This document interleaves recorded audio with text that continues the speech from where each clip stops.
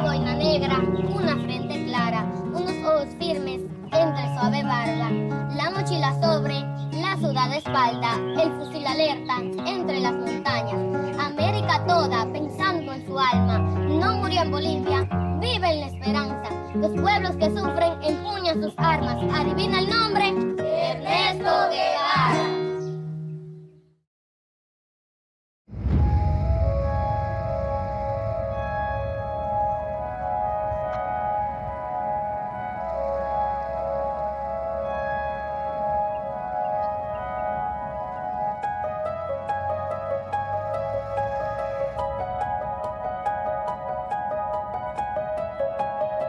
Estamos en San Francisco del Chañar, una de las localidades más antiguas de la provincia de Córdoba, en la República Argentina.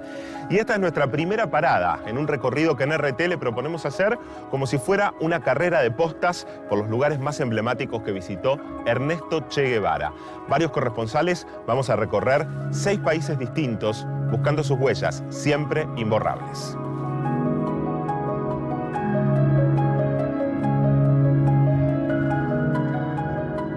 El rastro que comenzamos a seguir ahora es solo el de Ernesto, un joven a quien sus amigos llamaban Fusser. En 1952 recorrió estas mismas calles, entonces de tierra, en una bicicleta con motor.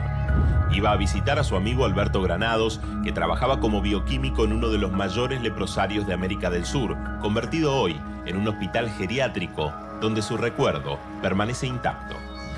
Hola. Hola, ¿qué tal, Adriana? ¿Qué tal? Buen día. ¿Cómo estás? Acá, en el hospital donde estuvo el Che. El Hospital del Che de San Francisco. El Hospital del Che de San Francisco. La verdad que para nuestra institución es muy importante tener un espacio de memoria y homenaje a este gran patriota latinoamericano y líder cubano. Se dice que la primera vez que estuvo acá con Granados empezaron a delinear acá ese primer viaje por Latinoamérica. Sí, acá empezaron a soñar y bueno, acá es donde empezaron a delinear todo su trayecto y sus sueños, así es que esta casa tiene mucha historia.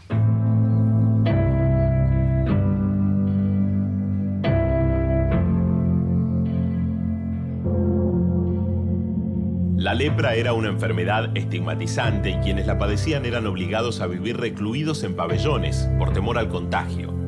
Pero Rosa, quien atendió a algunos de los últimos pacientes que vivieron aquellos años, recuerda cómo vivían agradecidos a un joven que siempre los había tratado diferente. Él venía y más tiempo pasaba con esta gente que con los otros pacientes de consultorio externo. Sin prejuicios. Sin prejuicios, sí.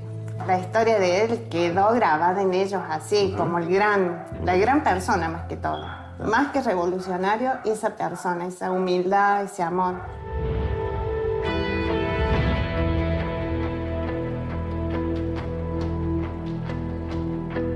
El uniforme llegaría mucho más tarde a su vida.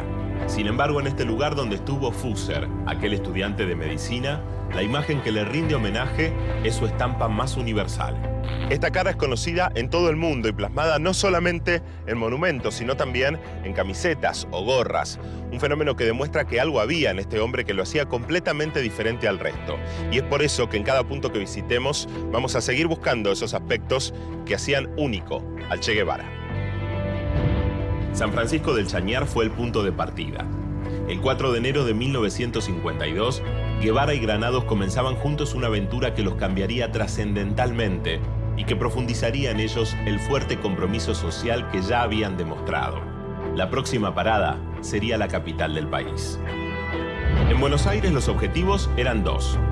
Por un lado, despedir a la familia de Ernesto y por otro lado, terminar de poner a punto a la tercera y fundamental protagonista de su aventura, la célebre Poderosa. Era una Norton 500 del año 39, muy parecida a esta en la que me traslado ahora, que de hecho se llama la Poderosa 2, porque fue la que se utilizó para grabar la película Diarios de Motocicleta. Su dueño, Gustavo, es sin lugar a dudas el que mejor conoce los secretos de esta reliquia y por supuesto también de la original. Basta con dar unas vueltas en una moto como esta para enamorarse de la música de sus engranajes. Una experiencia que incluso en un viaje tan largo se impuso a las dificultades que acarreaba su funcionamiento y se convirtió para ellos en una verdadera pasión sobre ruedas. Esa relación de camaradería entre la moto y quien la conduce ha sido el leitmotiv en la vida de este rectificador y restaurador de vehículos que hoy llegan a ser piezas de museo. Una hermosura, ¿eh? Es un cañito. Es una hermosura. Son de esas motos que le gustan andar. Haber colaborado en la realización de la película de Walter Salles fue crucial para que Gustavo pudiera hacerse de primera mano una impresión sobre el mito. Siempre digo que ese fue que gracias a la Norton tuvimos al Che Guevara. Que él puso los pies en la tierra y vio lo que pasaba. O sea, nosotros después de 50 años en la filmación nos encontramos con la misma desigualdad, con la misma pobreza, con la misma discriminación 50 años después. Cuando yo me encuentro con la película recorriendo el mismo camino que hizo él, hablando con los amigos, conociendo la situación del momento y demás, ahí empecé a comprender otra cosa del Che Guevara. Que no era un loquito, sino que era un pibe con una serie de ideales tremendamente culto, o sea, con un nivel cultural realmente asombroso. Y a mí me pareció, por lo que vi, una excelente persona. O sea, era un pibe que se podía sacar su abrigo para dárselo al que no lo tenía y llegar muerto de frío a la casa. La sencillez es otro valor que este hombre rescata de aquel muchacho al que le hubiera encantado conocer en persona.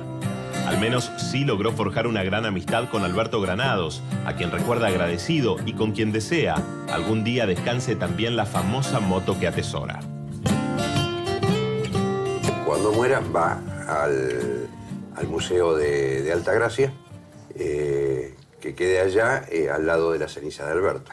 Yo creo que él fue el causante de esa fama y creo que merece tener su moto al lado. Entonces yo ya no voy a estar así que... Sí, ya no te va a importar ya, tanto. Lo más probable es que esté conversando con él, ¿no? Buscando más datos sobre la moto. Por obvias razones, nuestro camino no podrá continuar completamente en moto, pero aún así intentaremos seguir uno a uno los pasos más destacados del itinerario.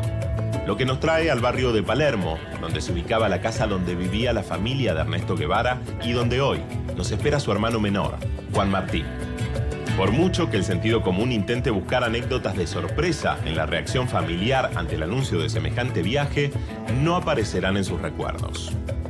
Para mí, con las cosas que yo escuchaba en mi casa, porque todos dicen Ernesto, no, mi casa era una casa de locos, no era Ernesto, era todo.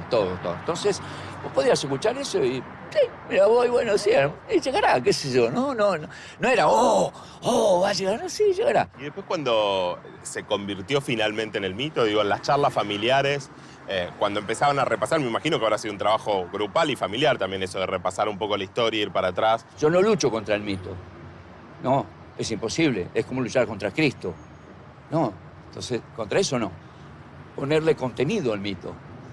El mito vivió acá, aquí, 2180, el mito usaba pañales, el mito primero pelela, después esto, después el otro, tenía hermanos, jugaba al rugby, jugaba al fútbol, jugaba al ajedrez. Entonces, el mito, ponerle dos piernas, cabeza y pensamiento, ¿sí? Entonces, porque si no, es imposible que alguien... Eso acerca más a la gente también. Claro, si no, ¿cómo la juventud puede decir yo quiero ser como quién? ¿No? Lajísimo, es posible. ¿Quién va a tratar de ser Cristo? No puede ser. Che, es enorme, es muy lejos. Van pasando los años, van pasando nuevos aniversarios. ¿Qué parte tuya gana ahí? ¿La de extrañar a tu hermano? ¿La del mito? Cuando pensás en la pérdida, ¿no? Yo creo que la pérdida es una pérdida universal, es una pérdida que no es solo mía. Yo por eso digo que, y ya lo pongo casi como una frase hecha, ¿viste? Así, esta es mi frase, ¿no? Yo soy hermano de sangre de Ernesto Guevara y soy compañero de ideas de Che, ¿no? Esta es mi... Entonces, las dos cosas están juntas, ¿no? Yo no las puedo separar. Creo que la pérdida es una pérdida de todos, como compañero.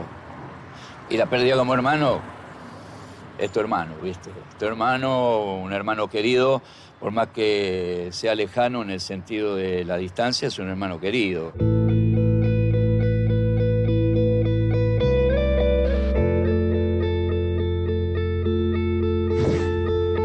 Nos despedimos de Juan Martín Guevara en la misma vereda en la que su hermano despidió a sus padres hace más de 60 años. A pesar de su aspecto jovial, este hombre tiene más de 70 años y muchos rasgos en su rostro que permiten adivinar el parentesco con el Che, aunque este último no alcanzaría a cumplir los 40. Luego de la capital, Ernesto hizo un breve desvío hacia Miramar, una ciudad de la costa donde se despidió de su novia, una joven de la alta sociedad de la época.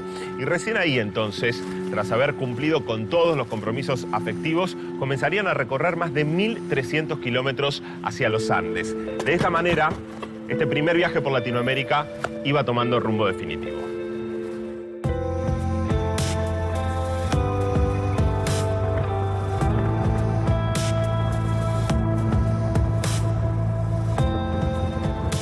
La Poderosa daba pelea al desgaste que implicaba la precariedad de los caminos, pero los fuertes vientos de la Patagonia fueron un rival imbatible. Como resultado, los viajeros tuvieron que arrastrar la moto durante varios kilómetros, poniendo al límite sus voluntades y sus reservas. Exhaustos en medio de este desierto desolador, se encontraron con esta casa donde cambiaría su suerte, porque aquí un hombre los asistió y los condujo unos kilómetros más hacia el todavía hoy pequeño paraje de Piedra del Águila. Allí, la solidaridad de sus pobladores fue lo que les permitió seguir en camino.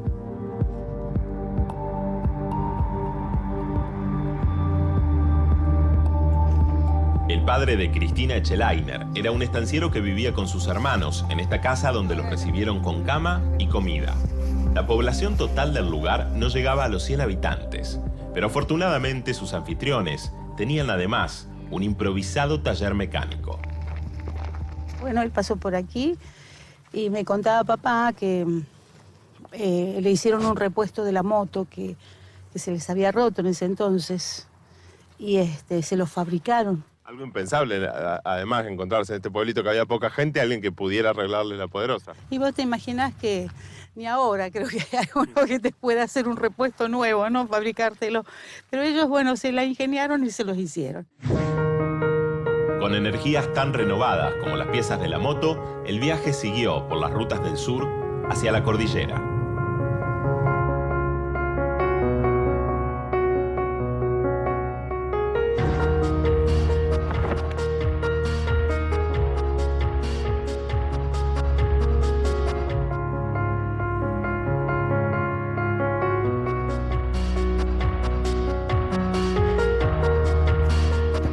Recuperado y administrado por trabajadores del Estado, el Museo La Pastera del Parque Nacional Lanín permite hacer un recorrido por la historia completa del Che Guevara en el mismo galpón de madera que le sirvió a los amigos de refugio.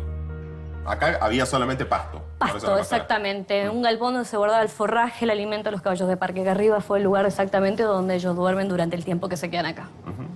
¿Que fueron unos días?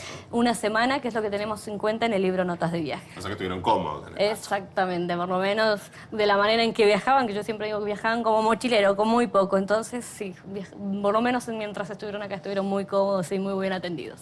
Conocemos mucho de el Che Guevara, pero no conocemos mucho de lo que es Ernesto Guevara de la Serna, ¿no? Acompañado de ese primer viaje que genera un cambio fundamental, ¿no? Marca fundamentalmente lo que es el pensamiento filosófico a partir de las experiencias que él tiene.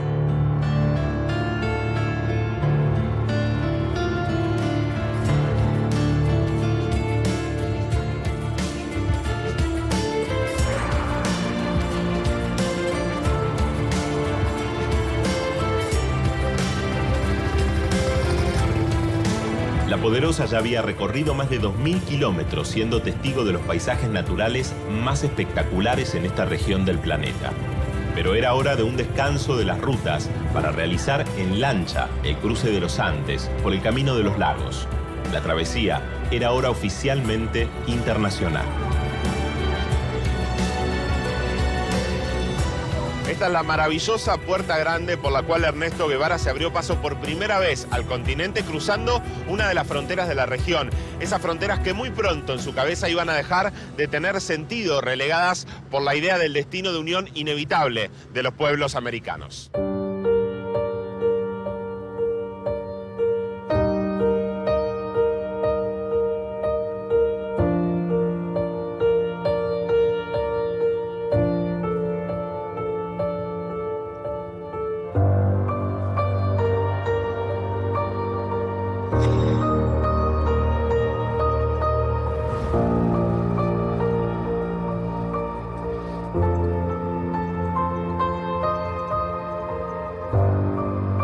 vacas pastan tranquilas hoy en este puerto donde la paz de las montañas solo es interrumpida por el paso fugaz de algunos turistas. Lo mismo que fueron en su momento esos dos jóvenes argentinos que ya pisaban el suelo de Chile. Parte de la travesía por este país fue un frustrado intento de llegar a la isla de Pascua y los siempre frecuentes episodios con La Poderosa, que en la capital, Santiago, volvió a averiarse y los abandonó definitivamente. Sin embargo, Ernesto y Alberto nunca se detuvieron y el viaje continuó según lo planeado, por los Andes hacia el norte.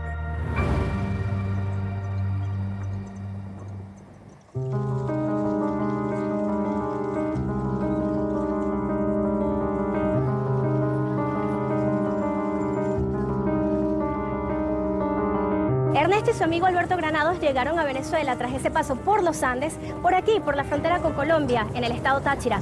Habían transcurrido 7 meses desde el inicio de su viaje en Argentina. Llegaron hastiados de la persecución de la policía colombiana.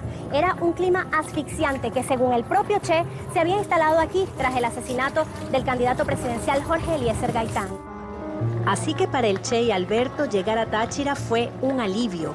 Los amigos cruzaron a pie el viejo puente que unía a los dos países con el río como testigo. Tomaron un vehículo que los llevó a la ciudad de San Cristóbal y allí visitaron el salón de lectura, hoy conocido como el Ateneo. Uno de sus colaboradores más antiguos recuerda cómo fue la experiencia de los amigos por esas zonas fronterizas. Ellos fueron muy hostigados en Colombia. Incluso ellos hacen burla un poco por su apariencia personal, sobre todo en ciudades como Bogotá, tan formales, tan de vestido negro, sí, tan de corbata, cachaca. Ellos pues eran vistos como seres extraños y fueron detenidos en 2 oportunidades y amenazados. Pero el paso por San Cristóbal fue corto y pronto siguieron su ruta por los Andes venezolanos para ir al estado Mérida rumbo a Caracas. El trayecto montañoso no tiene las mismas características de hace 65 años. Tanto Ernesto como su compañero de viaje se quejaban en sus diarios de las continuas pinchaduras de las llantas. Ahora hay un camino asfaltado que asciende hasta el punto más alto de la vía, 4.118 metros sobre el nivel del mar.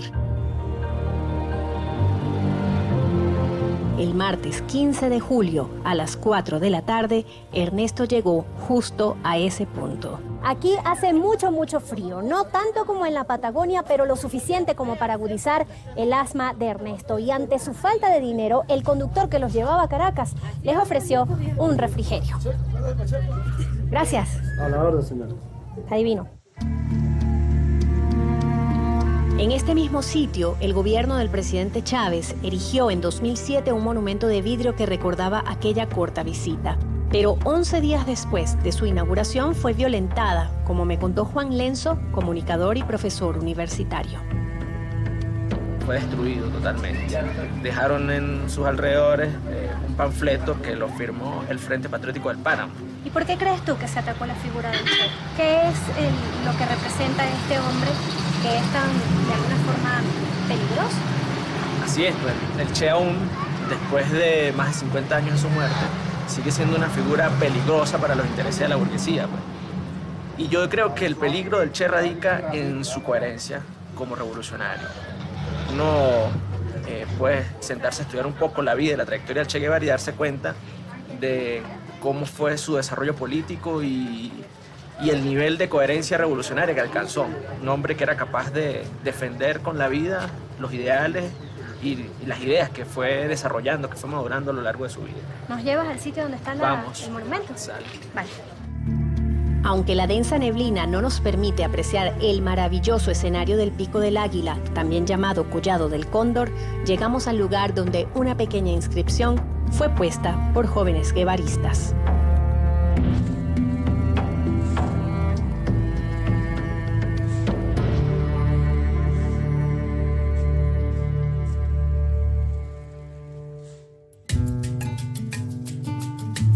Y como humano, Ernesto no podía calmar su afección respiratoria con el frío gélido de la zona, por lo que necesitó tomar su medicina para el asma y durmió durante todo el trayecto hacia el centro de Venezuela. Hizo el recorrido por la carretera panamericana, literalmente dormido. Leyendo su diario, sabemos que al llegar a zonas más calientes, quienes le dieron la bienvenida fueron los zancudos enormes, típicos del ambiente tropical. Aunque Ernesto cruzó medio país en la misma camioneta, nosotros vamos a cambiar de vehículo aquí para ir rumbo a Caracas. Vamos a estar visitando sitios que, si bien no fueron conocidos por el Che, igual nos van a hacer demostrar que su paso por acá, por Venezuela, no fue en vano.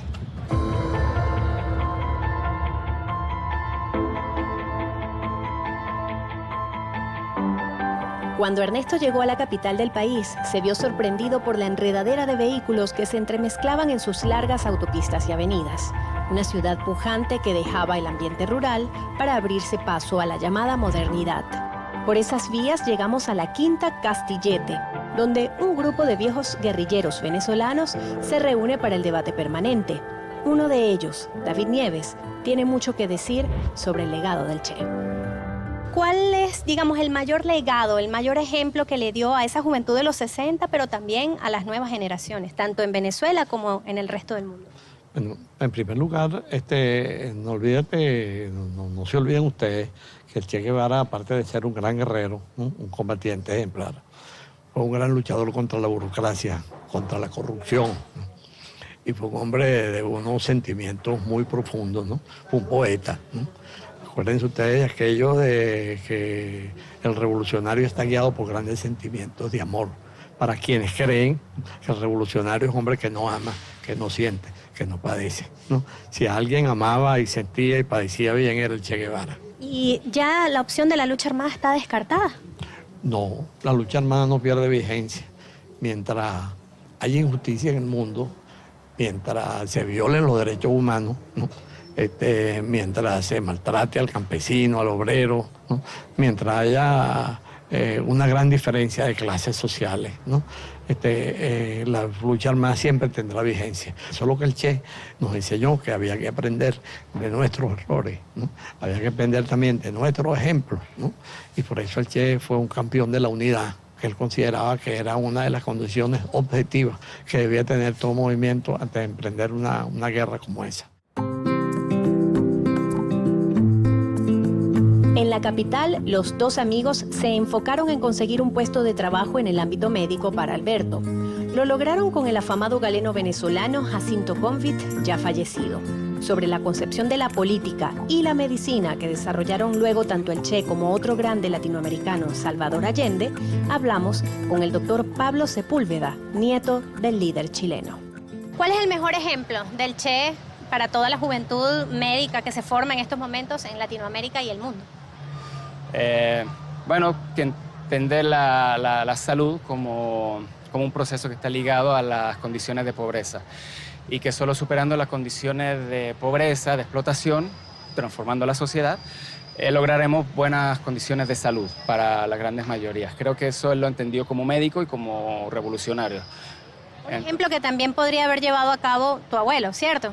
Sí, claro, él también lo decía, que estaba muy ligada a la enfermedad, a la pobreza, y él decía que eso, había que cambiar las bases financieras y económicas de la sociedad para dar mayores condiciones materiales para que el ser humano se desarrolle. Unos preceptos que el Che categoriza después de varios años tras su paso por Venezuela. Aquí dejó a su amigo entrañable, Alberto Granado, a quien vería años más tarde. Primero, vuela hacia Miami con un socio de su tío para luego volver a Buenos Aires a graduarse de médico. Y ya con el diploma universitario, emprendió su segundo viaje. Argentina, Bolivia, Perú, Ecuador, Panamá, Costa Rica, El Salvador y Guatemala.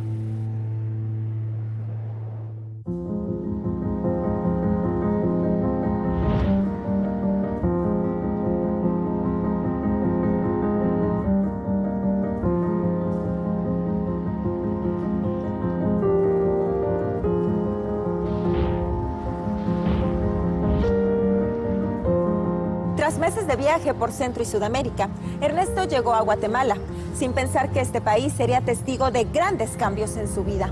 Acompañado de Carlos Calica Ferrer, recorrieron estas calles en diciembre de 1953, días antes de Navidad.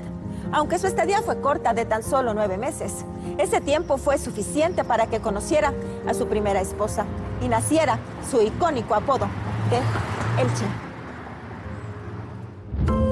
El Che Llegó a Guatemala con gran ilusión por conocer una reforma agraria impulsada por el entonces presidente Jacobo Arbenz, la cual buscaba expropiar grandes extensiones de tierra que serían repartidas a los campesinos que las trabajaban. Las empresas multinacionales mostraron su desacuerdo y la estadounidense United Fruit Company inclusive abandonó el país ante las condiciones de trabajo que favorecían más a los empleados.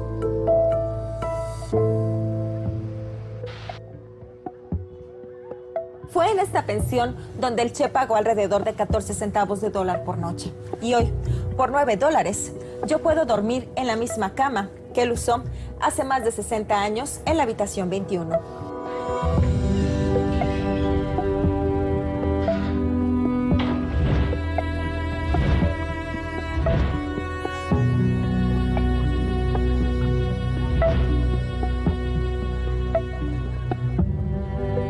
Se dice que las camas transmiten a quien duerme en ella los sueños de los que anteriormente la usaron.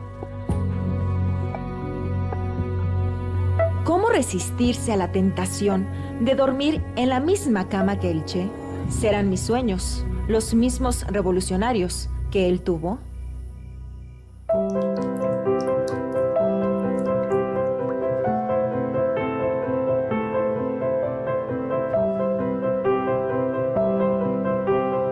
Los sueños del Che no invadieron los míos, solo llegaron los de aquellos que durmieron aquí después de la estancia de Ernesto Guevara.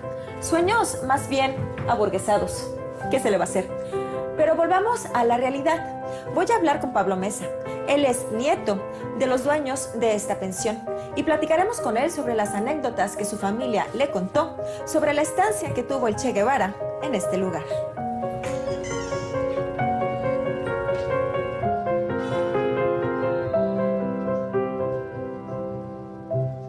¿Qué más han conservado originalmente de cuando el Che vivió en esa habitación 21? Realmente solo esa, la cama fue la que hemos tratado de conservar para decir aquí durmió el Che, y hay mucha gente que le gusta dormir ahí en la habitación. ¿Te dicen algo cuando la gente despierta que tal vez soñaron con el Che? Que han sentido vibras. ¿Sí? Ajá, que ya cuando se despiertan se levantan con un positivismo. Ernesto se empezó a relacionar con personas vinculadas al gobierno progresista de Jacobo Arbenz y conoció a Hilda Gadea, una exiliada peruana de ideas marxistas, dirigente del APRA, que trabajaba como documentalista y de quien se enamoraría. Hilda lo llevaría a conocer integrantes del movimiento 26 de julio, un grupo de cubanos que concordaban con las ideas de Fidel Castro. Entre ellos se encontraría Antonio Ñico López, uno de los asaltantes del cuartel de Moncada. Como resultado de ese encuentro, Ernesto adoptaría el famoso sobrenombre que hoy todos conocemos como parte de la leyenda, el Che. Y es en el restaurante El Portalito, uno de los lugares que frecuentaba Ernesto Guevara en Guatemala, en donde voy a conversar con el historiador Miguel Álvarez. Miguel, muchas gracias por estar con nosotros. Mucho gusto, va a ser un placer. Me gustaría comenzar preguntándote acerca del apodo del Che. Todos sabemos que, la historia marca que aquí nació. Pero ¿qué hubo detrás? Tengo entendido que también había habido otro apodo antes de que se hiciera famoso el del Che. Sí, precisamente por la forma en que él había dormido en Guatemala, porque no siempre estuvo en la pensión Mesa o en alguna casa que le brindaba el abrigo. Se quedaba en el suelo y a veces se quedaba en algo que le daba una tonalidad verde. Él era muy blanco. Y es así como le pusieron un apodo muy local, Mil Tomate, que en Guatemala es el tomate verde. Y después de ahí, ¿cómo es que se queda el apodo del Che? ¿Cómo es que Porque nace? Vienen los cubanos del movimiento del cuartel Moncada y precisamente esa relación que va a ser muy, muy especial y el trato que va a tener con ellos y especialmente con Ñico López es donde viene el apodo clásico y que ha llegado hasta después de la muerte, Che. Por Che ser Guevara. argentino. Por ser argentino. Porque era argentino.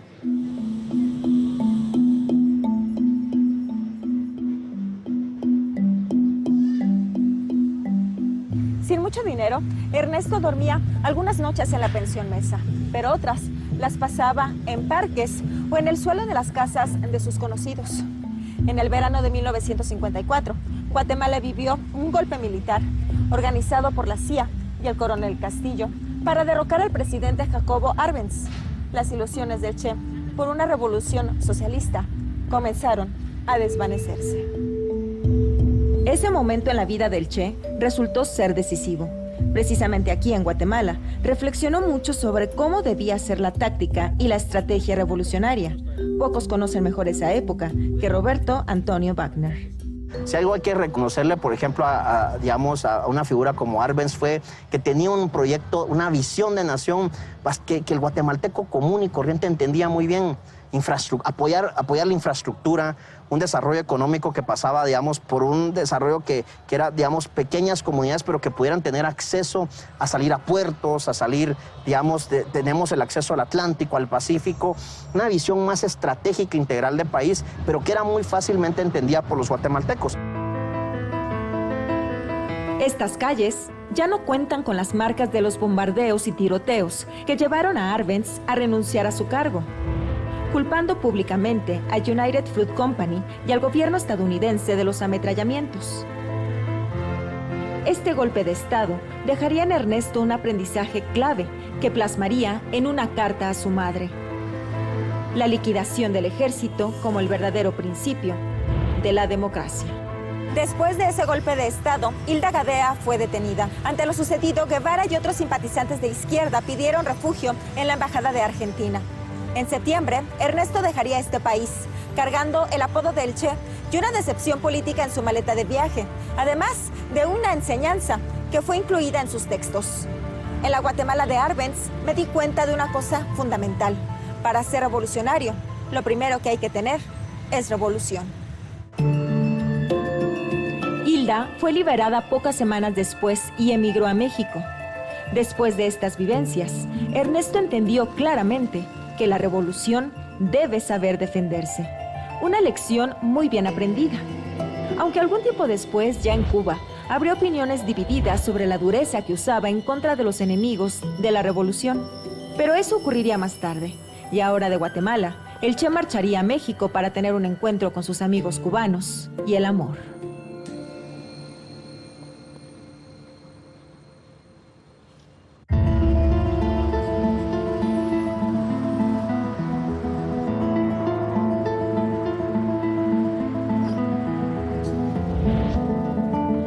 Desilusionado por lo ocurrido en Guatemala, Ernesto Guevara arribó a México en 1954, sin saber que tan solo un año después y en esta casa conocería a Fidel Castro y su vida cambiaría para siempre. Antes de este acontecimiento, el recién apodado Che no sabía lo que le depararía este país.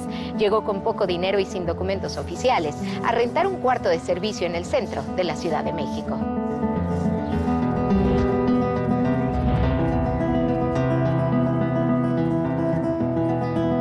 A una cuadra de la casa existe un parque con una escultura del Che. ¿Qué mejor lugar para hablar con el historiador Alfonso Hernández? Alfonso, ¿cuál es la historia de esta colonia respecto al Che Guevara? ¿Por qué llegó aquí a conocer a Fidel? Bueno, es una colonia muy apacible. El vecindario es muy añejo en su residencia y pasa uno muy bien desapercibido. Yo creo que por eso seleccionaron una colonia de bajo perfil para poder hospedarse en esta zona. Siguiendo el camino que recorrió Guevara en esta ciudad, me dirijo hacia el hospital en donde trabajó y vivió. Algo a lo que seguramente no tuvo que enfrentarse el Che mientras vivía en México era a este congestionamiento vial que puede duplicar y hasta triplicar los tiempos de traslado. Pues de acuerdo a cifras oficiales, actualmente hay cerca de 5 millones de coches circulando en la capital mexicana. Al tener ya un título de médico, la opción era revalidar sus papeles en este país. Los trámites hoy tienen un costo de $58 aproximadamente y requieren, entre otras cosas, un documento migratorio de residente temporal, algo con lo que no contaba el Che.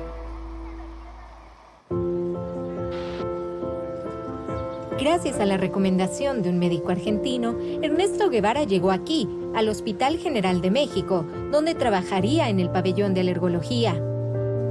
Dicho hospital es uno de los más importantes del país, donde se realizan cerca de 80 cirugías diariamente. A pesar de que cuentan con 3 nuevos edificios de especialidades, aún existen lugares que no han cambiado y me remontan a los años 50, cuando el Che trabajaba aquí. Esta etapa de la historia la siento muy personal, porque fue en este hospital donde Guevara conoció a mi abuelo, el doctor Baltasar Rodríguez, quien sería su médico tutor y también cómplice primordial de su boda con Hilda Gadea. Hilda y Ernesto se reencontraron en este país y pasaron de ser amigos a tener una relación amorosa. Juntos recorrieron la Ciudad de México, pero el Che en particular se reunía con sus colegas en una cafetería muy especial. Uno de los lugares que más frecuentaba Guevara era el Café La Habana, en donde pasó incontables momentos junto con Fidel Castro. Inclusive cuentan las leyendas que fue aquí donde se planeó la Revolución Cubana.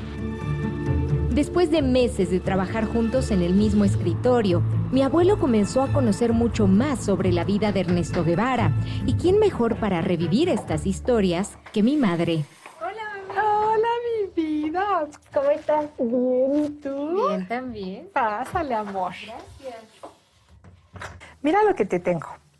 Aquí está tu abue, siempre muy guapo, de traje y corbata, en la secundaria. Y aquí está con unos amigos y, como ves, aquí ya es doctor. Es de hecho esta etapa de la vida de mi abue que me llama mucho la atención porque es cuando conoce al Che Guevara. Pero ¿cómo se enteró que el Che se quería casar con Hilda? Pues mira, él lo veía muy preocupado y entonces se acercó y le preguntó qué le pasa.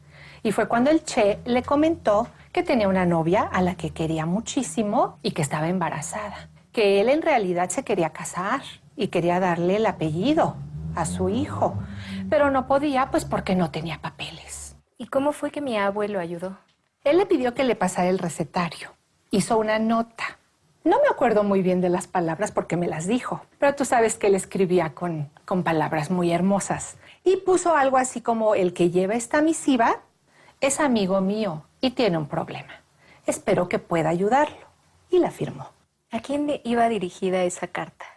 Al presidente municipal de Tepozotlán, que era amigo de tu abue. Bueno, él se fue un fin de semana a ver al presidente municipal. Y el lunes muy temprano ya estaba sentado en el escritorio de tu abue. Y cuando él llegó le dijo: ya está todo arreglado. Me voy a casar solo por el civil. No va a haber boda religiosa. Y quiero que por favor usted sea el padrino. Mi papá me contó que regresaron a la Ciudad de México y que en el lugar donde vivía esta chica, en el patio se hizo una comida y en el fondo se veían 3 guacales, de esas cajas de madera donde se trae la fruta. Y el Che dijo: un asiento es para la novia, el otro es para el padrino de la boda y el tercero es para Fidel Castro. ¿Y qué fue de estas historias, de estos relatos que mi abue vivió con el Che Guevara? Pues yo le pregunté, tú sabes que él era escritor, él escribía en periódico, en revistas, él era un poeta. Y entonces a mí me sorprendió mucho que él no hubiera escrito nada acerca de esta historia. Y le dije: papá, ¿cómo es posible que no hayas escrito nada de esto que viviste? Y se quedó pensando y me contestó: tienes razón, voy a escribir acerca de esto. Y fue lo último que escribió antes de morir. ¿Y son esos los textos, mami? Exactamente. Este es el legado que nos dejó tu abue y ahora te pertenece. Yo los he guardado con mucho cuidado, con mucho cariño, pero creo que eres tú quien los debe de tener ahora. Muchas gracias. Créeme. Ahora me toca a mí seguir el camino, reviviendo esta etapa de la vida del Che gracias a los escritos de mi abuelo. Me dirijo hacia el registro civil de Tepozotlán, donde a las 12 horas del 18 de agosto de 1955, Hilda y Ernesto se convirtieron en esposos. El acta que firmaron los entonces contrayentes se encuentra hoy en día muy resguardada por su valor histórico, pero tenemos una oportunidad única de acercarnos a este documento. Me encuentro junto al acta de matrimonio original de Ernesto Guevara e Hilda Gadea. Podemos observar aquí las fotografías de ambos personajes y en la parte trasera de acta la firma original de Ernesto el Che Guevara y de mi abuelo, Baltasar Rodríguez. Le pregunto al cronista Gaudencio Neri si en aquel entonces era tan fácil que dos extranjeros se casaran en México. La circunstancia se pone de su lado, aprovechando de que está un presidente municipal, que creo que en todas las lenguas se entiende que quiere uno decir imbécil. Sí, es que no supo ni a quién casó. No solicitaron ningún documento cuando es obligación por la Secretaría de Gobernación de este país solicitar todo tipo de identificación para cualquier trámite, no precisamente para contraer matrimonio. ¿Cree que sería posible que Ernesto Guevara se casara hoy en día con todas las barreras legales que eso involucra? No, definitivamente no. De por sí, la declaración en esos casos del registro civil es bajo protesta de decir verdad.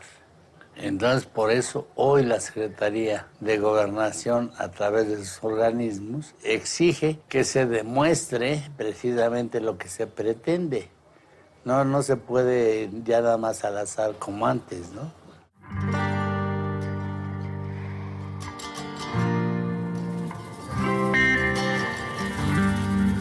Los alrededores de la Ciudad de México fueron lugares de entrenamiento para Guevara y los Castro.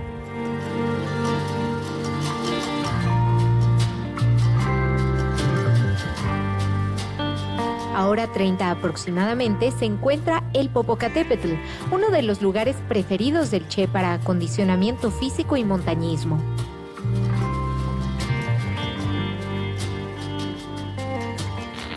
A pesar de su asma y después de 3 intentos, Ernesto logró llegar a la cima del volcán. Leo en estos textos que el Che acampaba en esta zona los fines de semana y en algún momento invitó a mi abuelo a venir, pero la propuesta fue rechazada. Para eso entonces ya existía un mayor acercamiento entre ambos, tanto que mi abuelo curaba las contusiones que el Che sufría después de los entrenamientos y de cargar y disparar el fusil.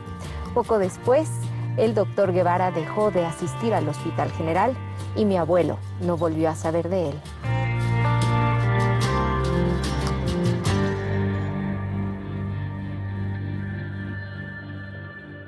Son cerca de 4 horas en autopista de la Ciudad de México hacia Tuxpan, localidad desde donde zarparon el Che, Fidel y otras 80 personas. En aquellas épocas, el traslado era de 7 a 8 horas aproximadamente.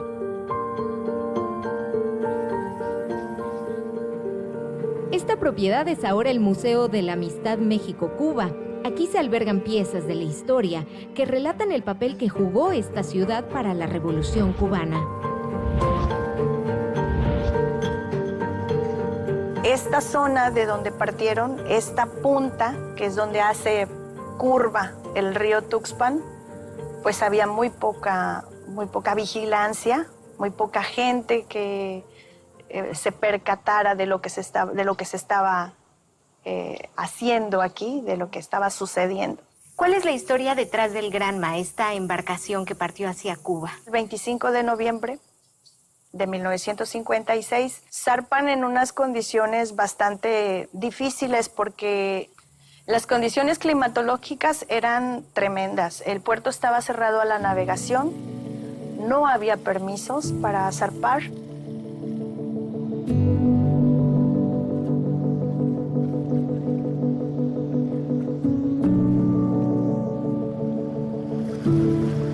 No solo llegar a Tuxpan sería un gran desafío. El subir a un bote cargados con armas y sin que nadie lo notara, hoy en día resulta prácticamente imposible. La vigilancia se ha incrementado mucho y registra a cada bote que entra o sale del puerto. Con muchas cosas en contra, en la madrugada lluviosa del 25 de noviembre de 1956, el Granma zarpó hacia Cuba con 82 personas a bordo. De todo lo que ha cambiado en México desde que Guevara vivió en este país, pareciera que estas aguas son las mismas. Un lugar lleno de riesgos y soledad, que se vio opacado por una embarcación repleta de sueños y fe de una posible revolución.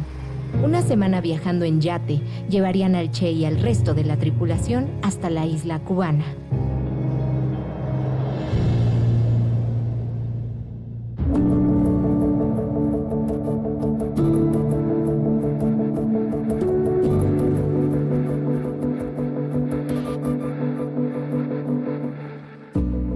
Tras una difícil travesía por el mar Caribe, Fidel, el Che y sus compañeros llegan a Cuba precisamente por este lugar, por Los Cayuelos. Esto fue el 2 de diciembre de 1956, exactamente a las 5:30 de la madrugada.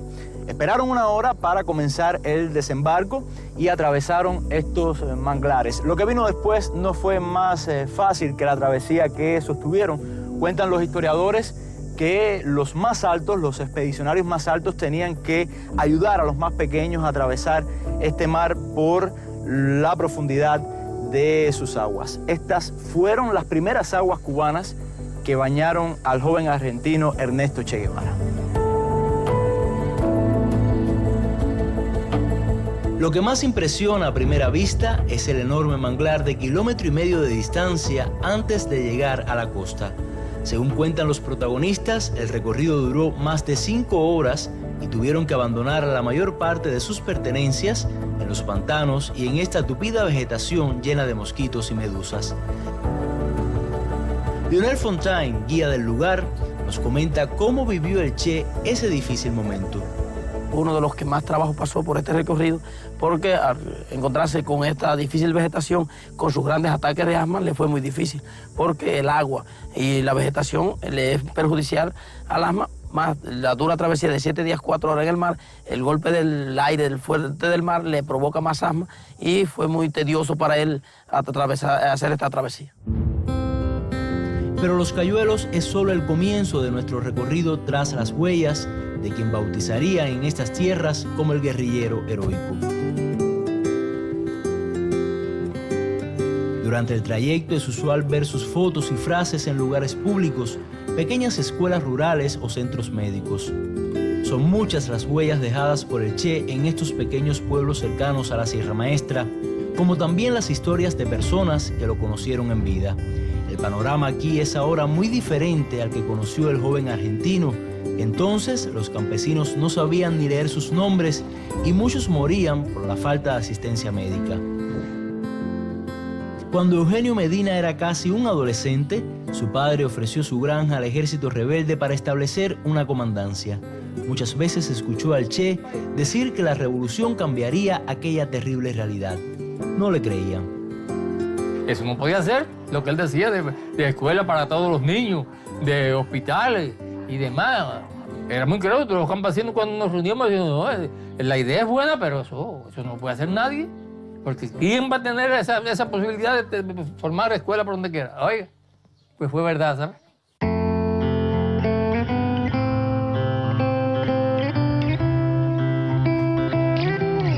Bueno, estamos ya casi a punto de comenzar a subir las montañas de la Sierra Maestra. Son montañas realmente muy elevadas, muy peligrosas y no podemos subir en el auto ligero que hasta ahora tenemos. Por lo tanto, hemos tenido que hacer un cambio de vehículo y lo vamos a hacer en este vehículo preparado precisamente para subir estas montañas y con un chofer también experimentado, con Roberto, que nos va a ayudar hasta llegar aquí. Un camino muy peligroso, un camino con unas pendientes bastante peligrosas e impresionantes, pero también uno de los paisajes más lindos y más hermosos que se pueda ver en Cuba. Más de 2 horas sobre ruedas, pendiente arriba y con sumo cuidado. Un resbalón o algún problema mecánico puede ser mortal en algunos tramos del recorrido. La carretera llega hasta un punto, luego nos esperan 4 horas de senderos. Por estos caminos anduvo quien fue inicialmente el médico de la guerrilla y después se convirtiera en el primer comandante del ejército rebelde. Por fin llegamos a un lugar especial, la casa de Fidel en la comandancia de La Plata. Hasta aquí llegaba el Che todas las semanas para reunirse con su amigo y jefe y recibir orientaciones de la guerra. Uno de nuestros guías lo conoció cuando era niño. Tomando un descanso, nos cuenta cómo imagina el Che si estuviera vivo. Me lo imagino como lo vi cuando la construcción de la ciudad escolar Camilo y Cienfuegos, porque yo fui Camilito de la ciudad escolar, yo fui también estudiante de la ciudad escolar Camilo y Cienfuegos, y se veía el Che trabajando normal como un trabajador más. No era una persona que decía las cosas sin él, si él no podía hacerlo. Pienso que sería feliz, porque ya caminaría sin temor a una bomba, sin temor a un combate, sino caminaría para ver, disfrutar de la naturaleza, conocer los distintos hechos de aquí, porque además era escritor, él escribía. El Che dejó recuerdos profundos en estas montañas, cumplió funciones más allá de sus responsabilidades militares. Por ejemplo, organizó el apoyo de los campesinos de la zona a la causa revolucionaria, alfabetizó a muchos de sus compañeros que no sabían leer ni escribir, creó un grupo de estudios sobre la historia del país, incluso editó un periódico y fundó una emisora de radio mediante la cual la voz de los rebeldes llegaba al pueblo. Una de las tareas más importantes que Fidel le dio al Che fue la invasión a Occidente, un recorrido a lo largo de toda la isla que tuvo en la batalla de Santa Clara uno de los hechos más importantes. Para seguir sus pasos, dijimos adiós a la Sierra Maestra y partimos rumbo a esa ciudad del centro del país.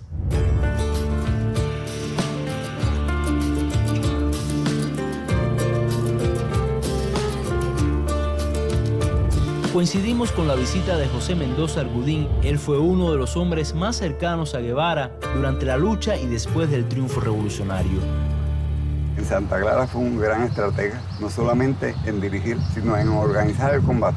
Él coordinó con los clandestinos aquí, que fue los que hicieron posible de la toma de la capital, de la provincia, donde permanecían más de 3.000 gente armada, que no eran dos, más de 3.000, con tanques y con el apoyo de la aviación. El 1 de enero de 1959 triunfa la Revolución Cubana.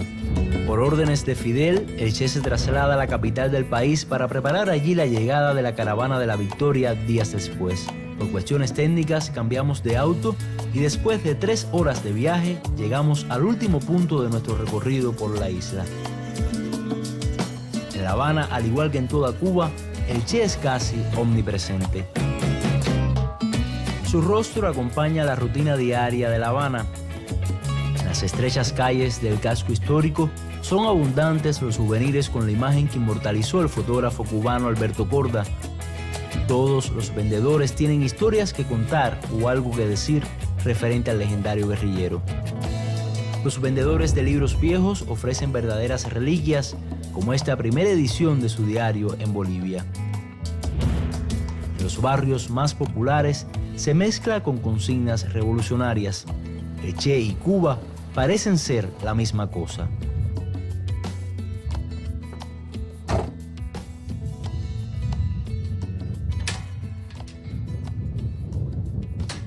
Hola María, qué bueno verla. Una vez más, bienvenido. La doctora María del Carmen Ariet es una de las grandes conocedoras de la obra del Che en todo el mundo. A petición de su viuda, Aleida Marsh, ha sido la encargada de organizar toda la documentación profesional del líder guerrillero. Fue miembro del equipo multidisciplinario que descubrió sus restos en Bolivia y hoy es la especialista principal de este centro. ¿Le gustaba al Che el café? Le gustaba café y amarlo. Amarlo. Igual que el mate. ¿Y aprendió a tomarlo en Cuba? Sí, en Cuba, fundamentalmente en Cuba. Bueno, y el símbolo, la leyenda, el mito, ¿también comenzó en Cuba con la Revolución Cubana? Yo pienso que sí. Recuerda que el Che, para hablar del Che, no de Ernesto, realmente la imagen y el símbolo y la leyenda comienza en la Revolución Cubana desde la lucha misma. La leyenda que después, en la medida en que va convirtiéndose en un símbolo universal, porque esto también es importante, a dónde llega la dimensión del Che, no después de la muerte, sino en la propia vida. Se convirtió en un líder internacional, político, de alto renombre, que se distinguía dentro del proceso revolucionario, su concepción y su formación teórica, las verdades que decía, la manera en que actuaba. Bueno, también está la otra parte, es decir, esos poderes que han intentado mostrarlo un guerrillero heroico, sino como incluso un asesino, un criminal, como un aventurero, como un bandido. Cuando lo matan, que quieren enterrar este mito que estaba renaciendo, de pronto se percataron que a pesar de la barbarie cometida, ese hecho en sí lo que hizo fue incrementar y crecer el espacio del mito, del símbolo y la leyenda. Y aquí comienzan los problemas. Había que vulgarizar y desvirtuar ese mito, porque se convirtió en obsesión y ahí empiezan a producirse cosas en negativo, como es de las propias películas que se hicieron muy malas, biografías, y este tema de la biografía es muy importante. Sobre eso quería preguntarle también sobre la comercialización de la figura del Che. En cierto modo, nosotros nos puede satisfacer, esa es la gran contradicción, nos puede satisfacer el hecho de que esa imagen recorre el mundo. Como siempre tenemos un documental, porque además, acuérdate que, y esto también es importante, cuando no se pensaba nada de la importancia de la imagen, en el año 67, fecha en que matan al Che, ya en noviembre, los estudiantes universitarios de Estados Unidos en sus manifestaciones ponían esa imagen del Che.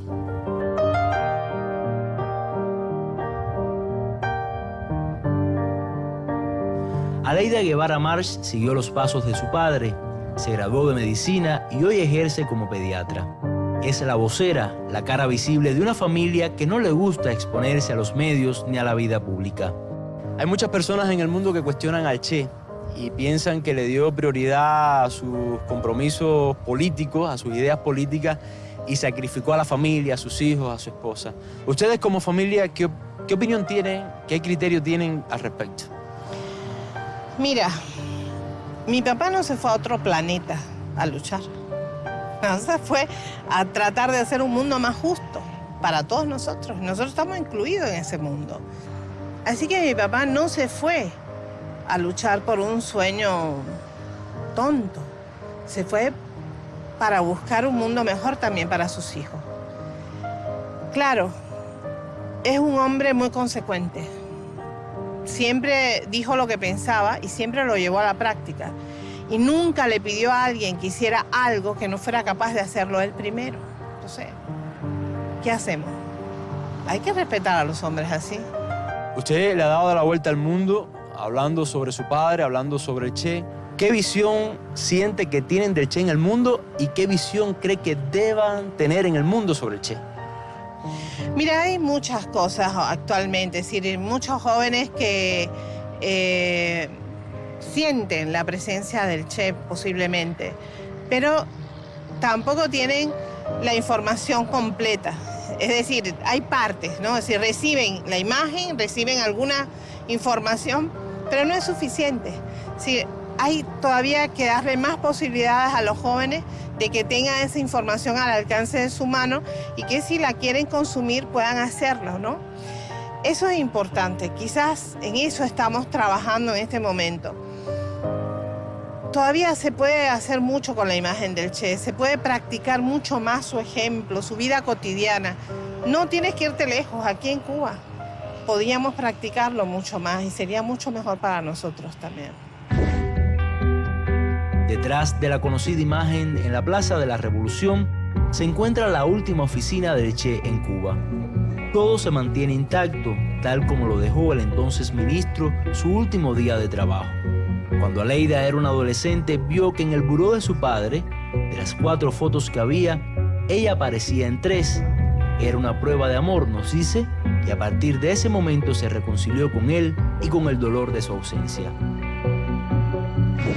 A la altura de 1965, nadie escuchaba hablar sobre el Che y comenzaron rumores sobre supuestos enfrentamientos con Fidel Castro. Durante la conformación del primer comité central del Partido Comunista de Cuba, el líder histórico de la revolución leyó públicamente una carta privada que le había enviado el Che. No se decía qué rumbo había tomado, pero quedaba claro que era un adiós.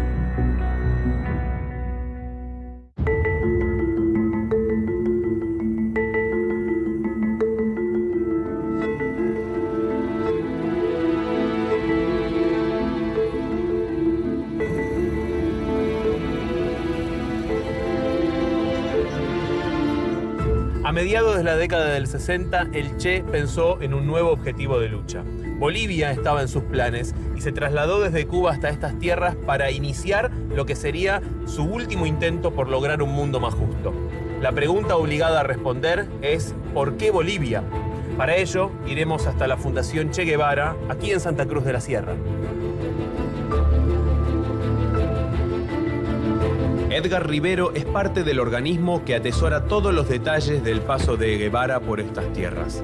Habla con pasión para describir que el médico argentino encontró cualidades especiales en el pueblo local para que sus sueños se conviertan en realidad. ¿Por qué elige esta zona? ¿Qué tiene de especial para Ernesto Guevara Bolivia en 1966? Bolivia es un país insurreccional. Salió, derrotó un ejército de la República, los mineros, los campesinos, y estaba emergiendo esa revolución.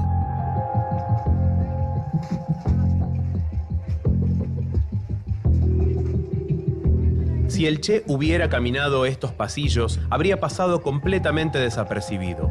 Calvo y sin su característica barba, entregó un pasaporte con una identidad falsa.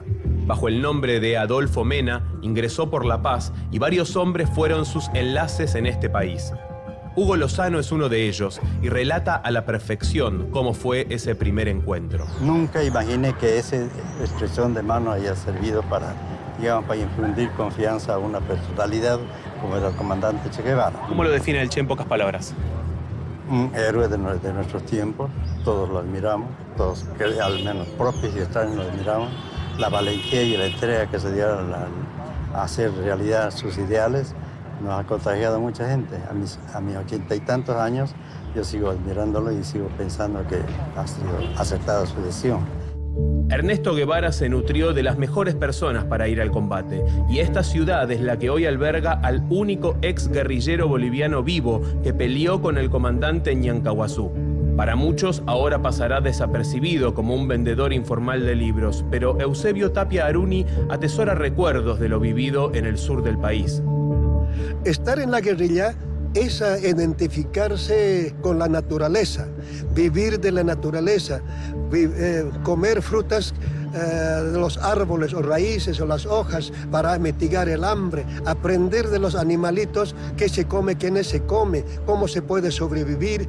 Y estar en la guerrilla no es todo el tiempo disparando, combatiendo, sino el problema es andando, escapando del enemigo, y cuando se topa con el enemigo se combate. Y entonces recién yo entendí cómo era la guerra y cómo era la guerrilla.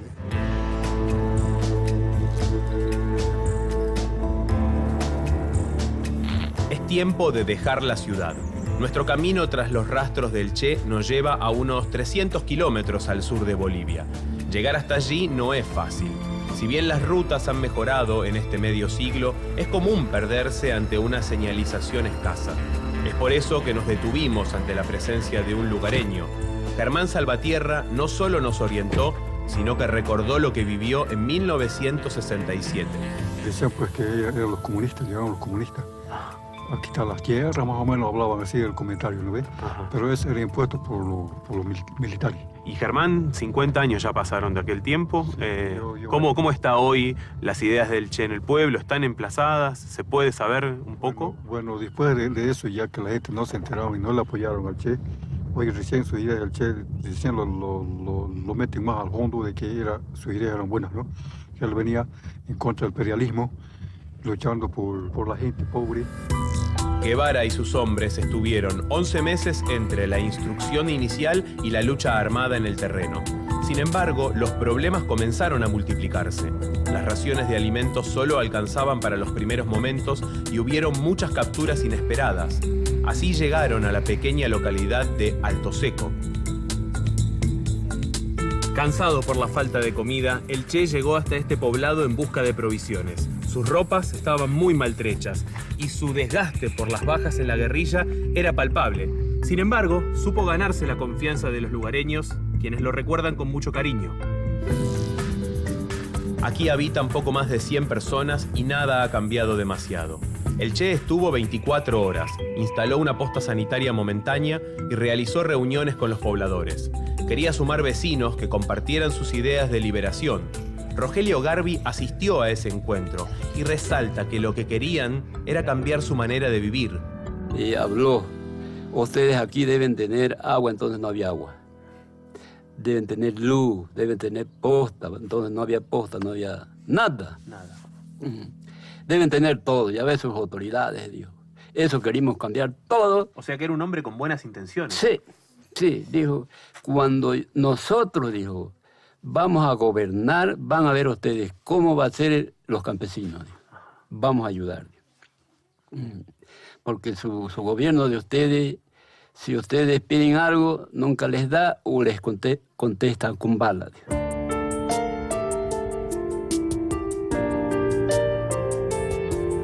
Al dejar Alto Seco, volvieron a la montaña sabiendo que prácticamente estaban acorralados. El asedio militar comenzaba a ser insostenible, por eso la guerrilla se dividió en dos grupos, uno hacia el norte y otro que permaneció aquí. Esta zona de quebradas, cerca de la higuera, fue donde se desarrollaron los combates finales. Hacia allí vamos. Hasta aquí podemos llegar en camioneta. El resto lo haremos a pie para encontrar los caminos del Che. Hola, Juan. Buen día, Ricardo. Hola, Inti. Hola. ¿Nos llevas a donde combatió Ernesto? Vámonos. Adelante.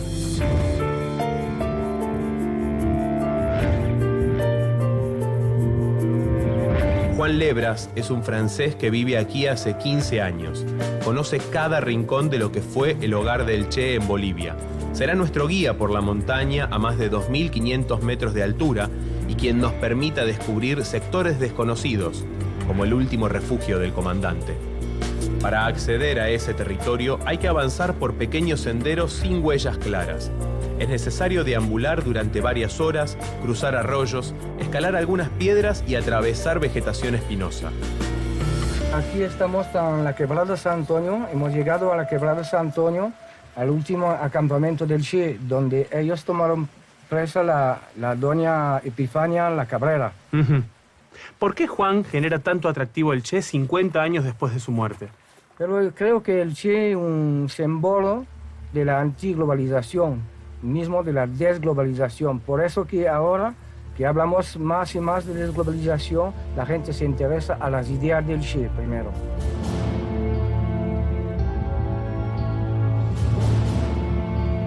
El regreso a la ruta resulta tan dificultoso como la llegada, los mismos inconvenientes que tuvieron que sortear los pocos hombres que acompañaban a Guevara. Aquí terminó la ilusión libertaria del argentino. Junto a otros combatientes detenidos, fueron trasladados a un colegio de La Higuera, un poblado ubicado a pocos kilómetros del lugar de la captura. En este sitio, el revolucionario estuvo preso 24 horas hasta que fue ejecutado a sangre fría.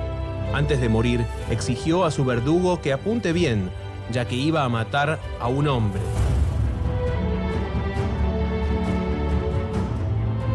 Hoy este lugar le rinde homenaje con recuerdos de su lucha. Un museo que es orgullo de los pobladores de La Higuera. El pueblo mantiene sus casas bajas y el reconocimiento al médico argentino en cada calle. Muchos de los que recuerdan haber visto a Guevara reconocen que hoy viven una realidad diferente. En el 2006 llegó al poder Evo Morales, quien llevó a cabo una transformación sin armas y logró cumplir alguno de los sueños del Che. Así lo siente Gregorio Carrizales. Ahora pienso que la vida es mejor porque el Che vino luchando por la gente de clase media, por los pobres, ¿no ves? Ahora ya hay mejor vida, ¿no? Para cuestión de la salud. Y también de la educación, porque eso es lo principal para vivir. Poco tiempo después del asesinato del Che, el ejército boliviano trasladó su cuerpo a la ciudad de Valle Grande, ubicada a unos kilómetros de La Higuera. Seguimos ese mismo camino para conocer el sitio donde el revolucionario argentino fue expuesto como un trofeo de guerra. Esta es la lavandería donde muchos bolivianos pudieron ver el cuerpo de Ernesto Guevara luego de su asesinato. El objetivo de las autoridades militares era demostrar lo que le sucedería a quienes mantuvieran ideas revolucionarias.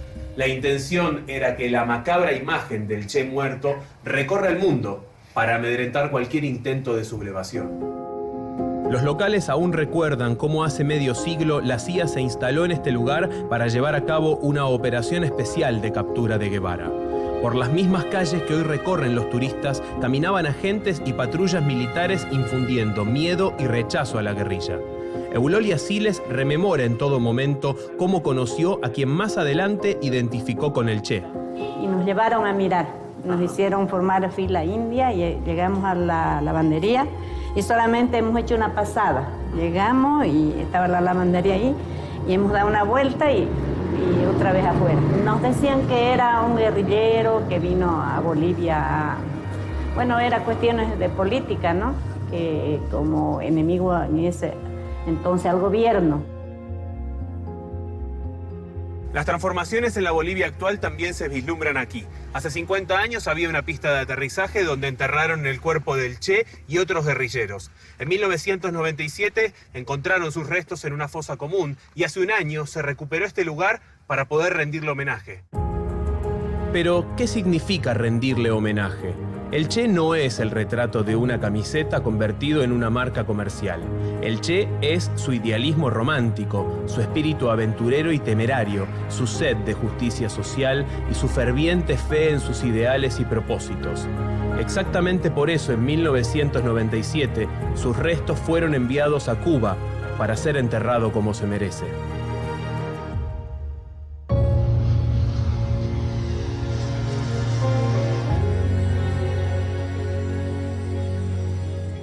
Gracias, Che, por tu historia, tu vida y tu ejemplo.